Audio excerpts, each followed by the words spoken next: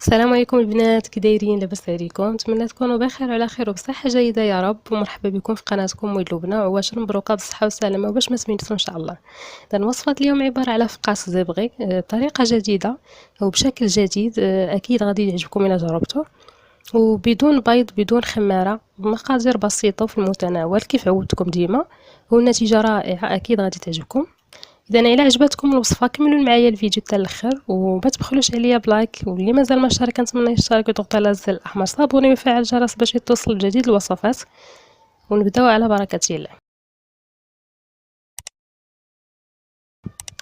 اذا غنحتاجو في المقادير، نجي ربعه ديال الزبده مارغرين، كاس من سكر كلاصي، كاس من نشا او مايزينا، غنحتاجو كاس صغير ديال الزيت، كاس ديال الشاي، اولا ممكن ديروا نص كاس ديال العنبه.